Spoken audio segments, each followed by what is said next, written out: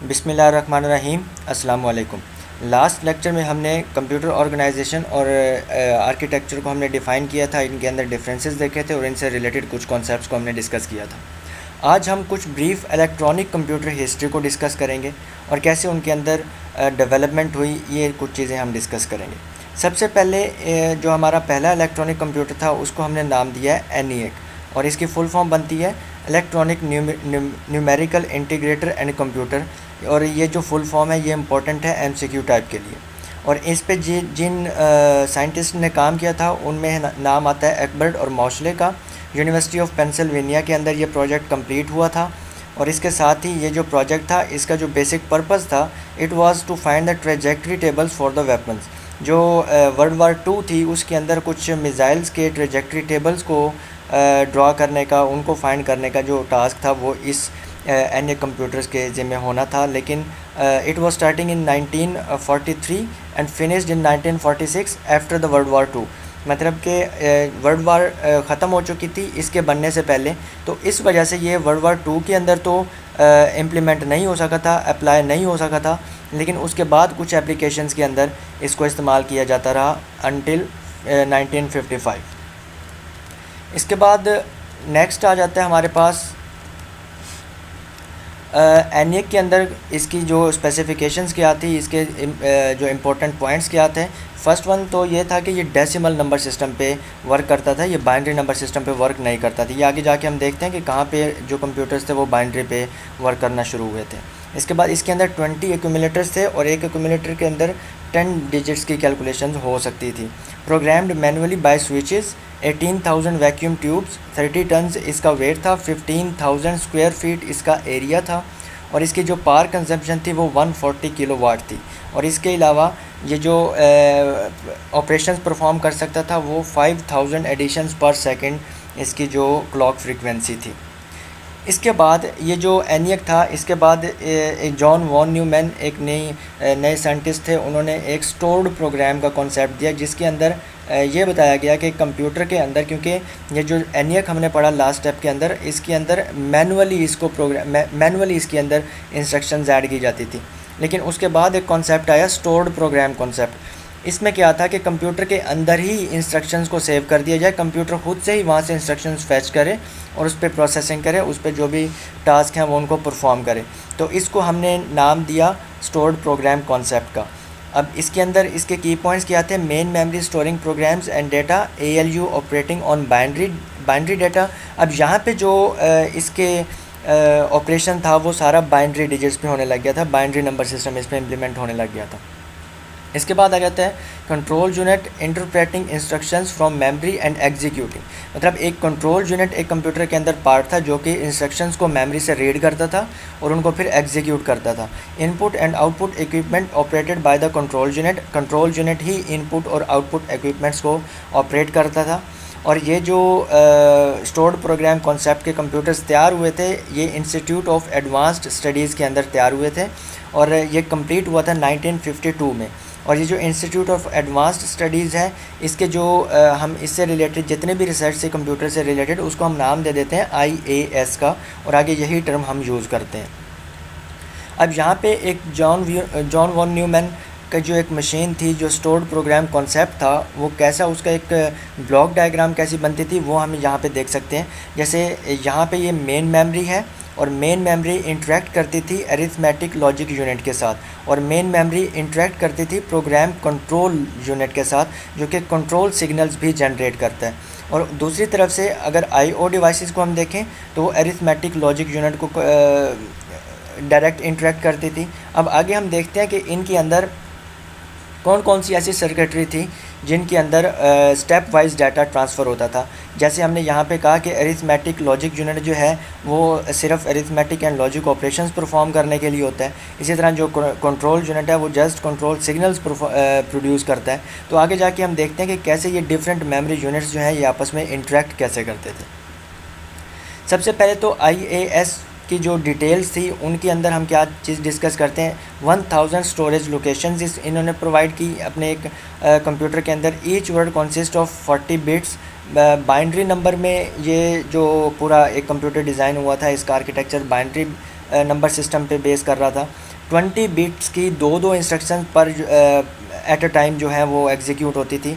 Set of registers are the memory locations on the present on the CPU के ऊपर जो memory locations present हैं, और ये हर एक का एक अलग पर्पज़ होता है। जैसे इसके अंदर first one is memory buffer register, it is use to store the data which is under process. मतलब जिस डाटा पे आप कोई ऑपरेशन परफॉर्म करना चाहते हैं, एडिशन, सब्ट्रैक्शन या वॉट एवर आप करना चाहते हैं, वो जो डाटा स्टोर होगा इनसाइड द सीपीयू वो मेमोरी बफर रजिस्टर के अंदर सेव होगा।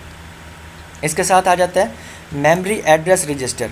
मेमोरी एड्रेस रजिस्टर के अंदर जिस एड्रेस से डाटा हमने उठाना है उसका जो एड्रेस है वो मेमोरी एड्रेस रजिस्टर के अंदर सेव होता है।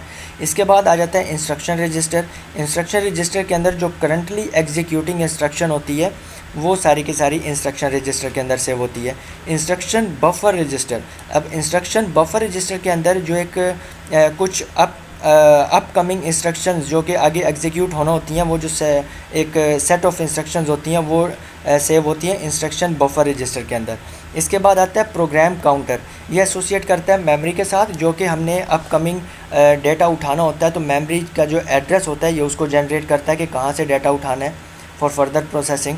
इसके बाद आता है एक्यूमुलेटर रजिस्टर। एक्यूमुलेटर के अंदर कोई भी जो ऑपरेशन हो रहा होता है ALU के अंदर, उसका जो रिज़ल्ट होता है वो एक्यूमुलेटर के अंदर सेव होता है। और इसके बाद लास्ट पे आ जाता है मेमोरी कोशेंट, मल्टीप्लायर कोशेंट। अब ये मल्टीप्लायर कोशेंट एक स्पेसिफिक रजिस्टर है जो कि मल्टीप्लिकेशन पर्पज़ के लिए यूज़ करते हैं, और इसकी जो स्टोरेज कैपेसिटी है वो 2 वर्ड की है। 1 word is equal to 16 bits and 2 word is equal to 32 bits. और ये स्पेशली मल्टीप्लिकेशन पर्पज़ के लिए यूज़ होता है, क्योंकि मल्टीप्लिकेशन के अंदर हमारे पास जो आंसर्स होते हैं वो काफ़ी बड़े आंसर्स आते हैं, तो इसके लिए ये अलग से एक रजिस्टर होता है जो कि मल्टीप्लिकेशन पर्पज़ के लिए यूज़ होता है, और इसकी जो स्पेस है वो बाकी तमाम रजिस्टर से ज़्यादा होती है। इसके बाद हमारे पास एक स्ट्रक्चर है जो कि IAS को स्टडी करने के लिए ज़रूरी है। इसके अंदर यहाँ पे आपको इनपुट आउटपुट इक्विपमेंट, जिसको आप इनपुट आउटपुट डिवाइसेस भी कह सकते हैं, और ये हमारे पास है अरिथमेटिक लॉजिक यूनिट। अब अरिथमेटिक लॉजिक यूनिट के अंदर सबसे पहले आता है MBR, मेमोरी बफर रजिस्टर। अब ये जो मेमोरी बफर रजिस्टर है ये क्या क्या चीज़ें एक्सेस कर सकता है? सबसे पहले तो ये इनपुट आउटपुट डिवाइसेस को एक्सेस कर सकता है। उसके बाद ये जो मेन मेमोरी हमारे कंप्यूटर की है उसको एक्सेस कर सकता है। इसके अलावा इसके अंदर चीज़ें कहाँ कहाँ से एंटर हो सकती हैं, ये इनपुट आउटपुट से इनपुट ले सकता है। इसके अलावा मेमोरी से ये रीड कर सकता है डाटा, और ये आउटपुट एक और आउटपुट कहाँ पे दे सकता है? ये आउटपुट दे सकता है IBR, इंस्ट्रक्शन बफर रजिस्टर को भी दे सकता है, इंस्ट्रक्शन रजिस्टर को भी दे सकता है, और मेमोरी एड्रेस रजिस्टर को भी दे सकता है। अब ये जो MBR के अंदर जो डाटा होगा ये अरिथमेटिक लॉजिक यूनिट जो है हमारा, जिसको हम अरिथमेटिक लॉजिक सर्किट भी कह देते हैं, ये इसको प्रोवाइड करेगा। और इसके अंदर जो भी ऑपरेशन परफॉर्म होगा, चाहे वो MQ से हो, मेमोरी कोशेंट रजिस्टर से हो, या फिर किसी भी और कोई भी और ऑपरेशन हो एडिशन सब्ट्रैक्शन से रिलेटेड, उसका जो फाइनल रिज़ल्ट है वो पहले सेव होगा एक्यूमुलेटर रजिस्टर के अंदर, AC के अंदर। उसके बाद फिर AC से ये फर्दर आगे अरिथमेटिक लॉजिक यूनिट MBR, और इससे आगे ये इनपुट आउटपुट को भी जा सकता है और मेमोरी के अंदर सेव भी किया जा सकता है। तो इसके साथ अगर हम नीचे देखें जो हमारा कंट्रोल यूनिट है, इसके अंदर सबसे पहले आ जाता है इंस्ट्रक्शन बफर रजिस्टर, जिसके अंदर जो अपकमिंग इंस्ट्रक्शंस होती हैं जो कि यूज़ होना होती हैं वो सेव होती हैं।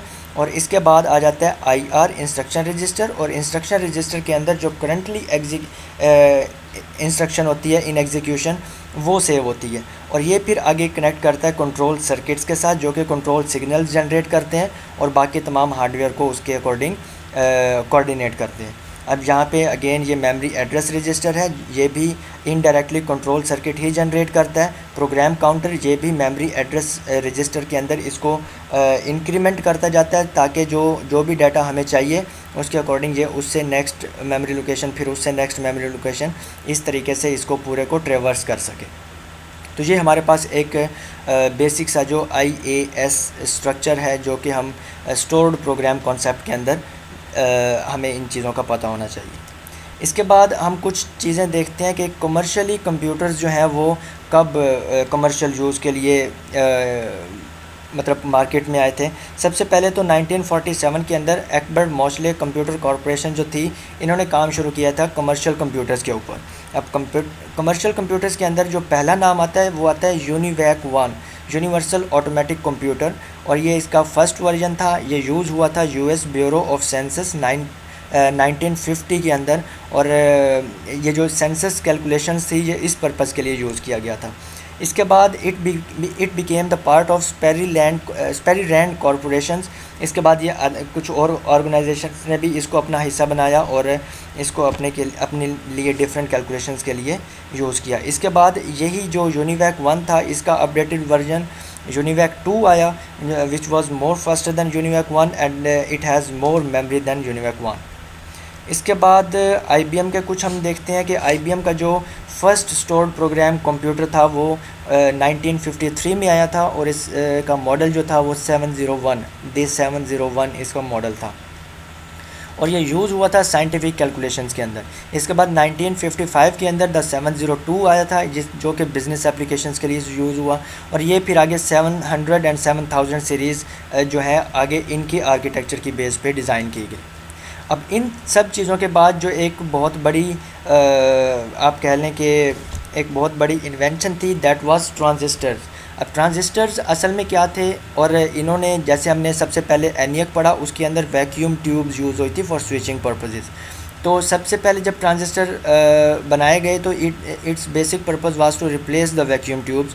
ये इनका फ़ायदे क्या थे कि ये स्मॉलर थे, ये चीप थे, ये लेस हीट डिसिपेशन होती थी इनके अंदर। सॉलिड स्टेट डिवाइस थी made from silicon sand, invented in 1947 at Bell Labs, और विलियम शॉकले जो थे साइंटिस्ट उन्होंने इनको इन्वेंट किया था, इनको बनाया था। अब यहाँ तक जो थे आज के हमारे बेसिक टॉपिक्स उनको हमने हिस्ट्री से रिलेटेड थे, उनको हमने डिस्कस किया है। नेक्स्ट लेक्चर के अंदर इंशाल्लाह हम ट्रांजिस्टर को आगे कंटिन्यू करेंगे, और जो ट्रांजिस्टर को यूज़ करते हुए जैसे कंप्यूटर के अंदर डिफरेंट जनरेशन्स बनी, इनके अंदर एडवांसमेंट्स आई, उनको हम डिस्कस करेंगे। टिल देन अल्लाह हाफिज़।